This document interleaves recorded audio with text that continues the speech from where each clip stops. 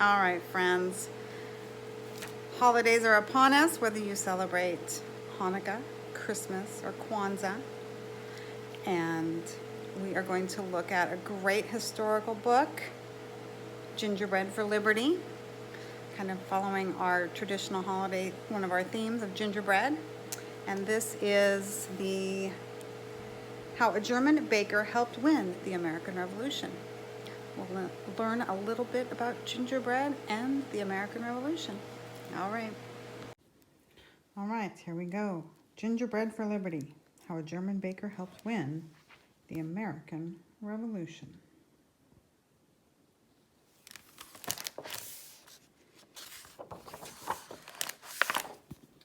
Everyone in Philadelphia knew the gingerbread baker. His honest face, his booming laugh. Notice our illustrations look like gingerbread all throughout the book. Kind of fun. And of course, his gingerbread. Best in all the 13 colonies. His big flowery hands turned out castles and queens, horses and cows and hens, each detail drawn in sweet, buttery icing with the greatest skill and care.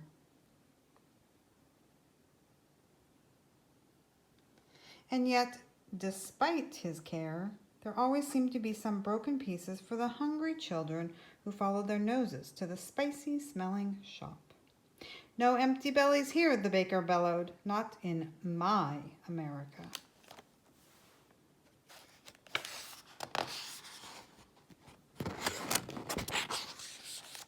For once upon a time, he had been young and hungry too, and he had followed his own nose to the new world, where a hard-working young man could open his own bakery and always have enough to eat. Again, notice our illustration here of the ship, the boat, even the dolphins. It all looks like gingerbread with icing detail.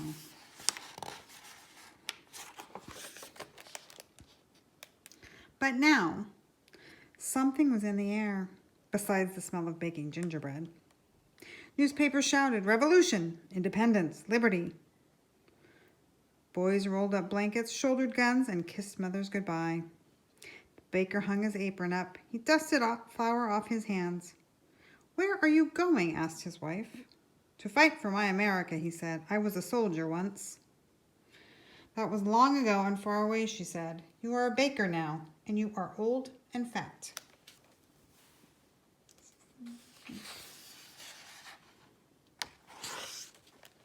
The baker knew his wife was right, but he also knew that he loved his country. Somehow he had to find a way to help.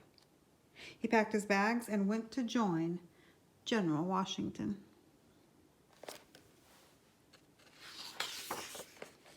General Washington did not say the baker was old and fat. General Washington was too polite. Anyway, he had other troubles on his mind. "The men are threatening to leave. They say the food is terrible, and there isn't enough of it."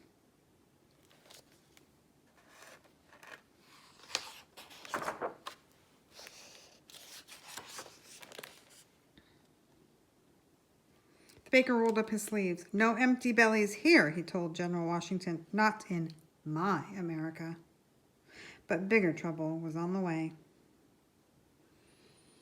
And our little kitty cat and mouse look like gingerbread cookies.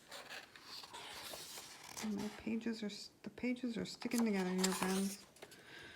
Across the ocean, the King of England wrote to other rulers and hired their armies to help him squash the revolution. "Your Majesty, those Americans think they can beat your redcoats. Ha ha ha ha ha. Humph. What if they're right? Ha ha ha. Huh?"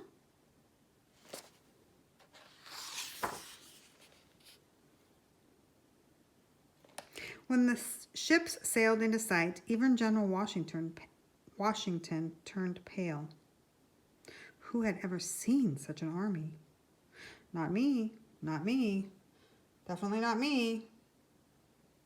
Our baker says, I have. Come on, those ships. They're like gingerbread cookie ships.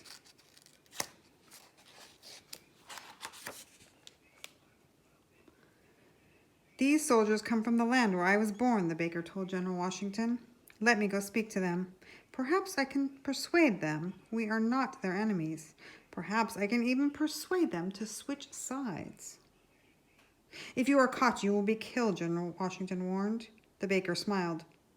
Then I must not be caught. In the darkest hour of the night, he rowed across the bay. With each dip of his oars, he thought of words to win the soldiers over to the American cause. Revolution, splash. Independence, splash. Liberty, splash, splash. And I'm not going to even try to pronounce the German words, my friends. There's our baker rowing out. But when he looked into their hungry faces, all his fine words slipped away. What could he say? I have a bake shop, he began. As the baker spoke, the soldiers seemed to see the fragrant steam rising from his ovens. They could almost smell the spicy gingerbread and taste the sweet, buttery icing on their tongues. And you always have enough to eat, the soldiers asked. No empty bellies here, the baker told them. Not in my America. Across the ocean. Your Majesty, we just don't understand. These hired armies seem to disappear.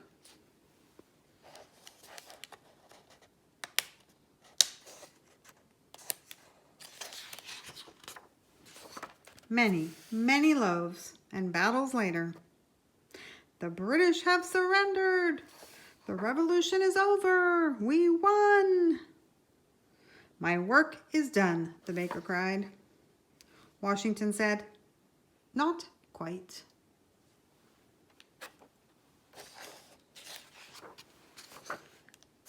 Did he bake the British soldiers gingerbread for their dessert? We'll never know.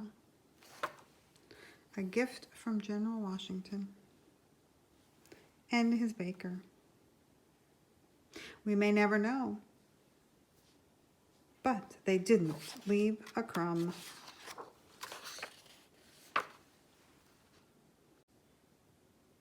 All right, friend, our author's note here says, Gingerbread for Liberty is based on the life of Christopher Ludwig, a forgotten hero of the American Revolution. In fact, he was born in 1720 in the German region of Hesse. His father was a baker, and he helped in the bake shop from an early age. 17, he joined the army, served many years as a soldier and sailor before making his way to America, where he set up a shop in Philadelphia as a baker of gingerbread. He was a big man with a voice to match. When he walked the street, people knew he was coming. They were always pleased to see him. They liked his funny turns of phrases and the way he said exactly what was on his mind. He loved his new country, and when the revolution came, he rushed to serve. Refusing payment, he built ovens and bought flour to bake bread for the hungry troops. He did such a good job that he was soon in charge of baking for the whole Continental Army. After his successful midnight expedition to the British Army camp on Staten Island, Washington also put him in charge of Hessian prisoners of war. Ludwig treated them so well that many joined his side. By the time the Revolutionary War was won, Ludwig felt old and tired. He'd lost half of his sight and most of his life savings. At Washington's orders, when the British surrendered, he baked 6,000 pounds of bread to feed their former hungry enemies. Then at last he went home, only to discover that the British had ransacked his house. For weeks he had to sleep on a bare bed because he had no money to buy sheets. But soon the smell of baking gingerbread wafted out over Philadelphia again. Ludwig was back where he belonged, and he would never leave. While others fled from the yellow fever outbreak, He rolled up his sleeves and set to working free bread to feed the sick and the poor. He was always known for helping anyone in need, children especially. He had none of his own. At a time when there were no public schools, he quietly paid for the education of at least 50 children.